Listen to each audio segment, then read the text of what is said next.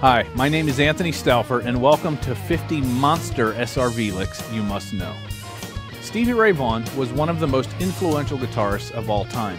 Personally, although I learned from a lot of different players, nobody affected me quite the way that Stevie did.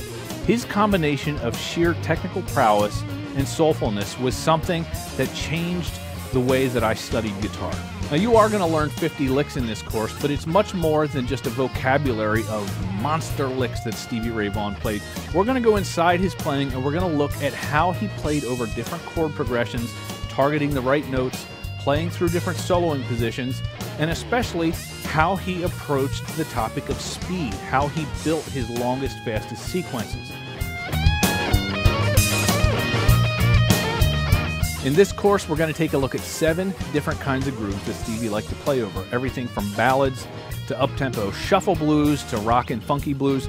For example, over slow blues, we'll look at how Stevie used small, short licks in different orders to form longer phrases.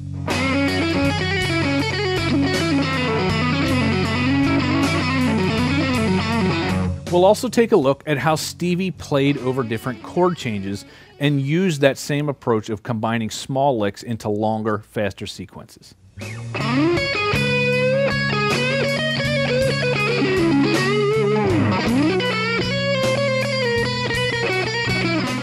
Over a funky blues track, we'll look at how difficulty can come from syncopation and intricate picking, not just speed.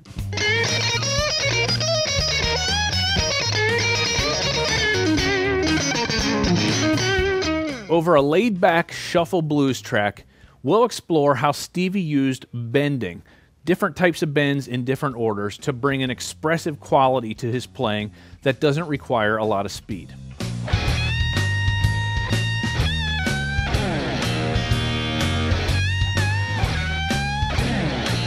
Some of Stevie's most soulful playing happened in the context of a ballad-style song. So part of what we'll look at for this style is how there are certain things that you can play in a single soloing position that have a sound that's much bigger than they are difficult.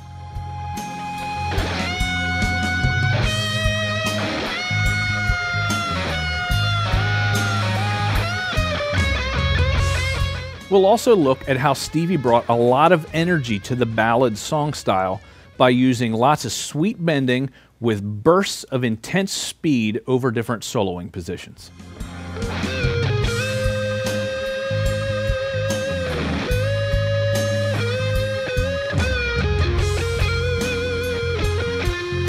Over a rock and blues groove, we'll learn some licks that require some pretty intricate picking.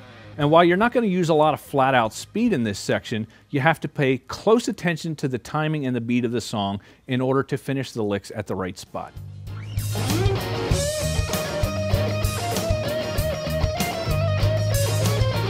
We'll also look at how Stevie mixed major and minor, using a lot of expressive bending as he moved through different soloing positions.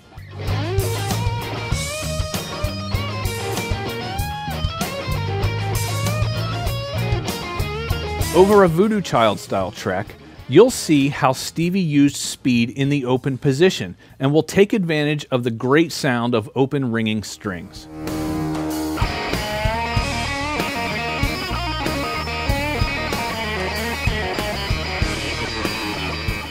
And over a minor slow blues groove, we're going to take a lot of the things that we learned earlier in the course, and we're going to put them all together, forming some of the longest, fastest licks in the entire course.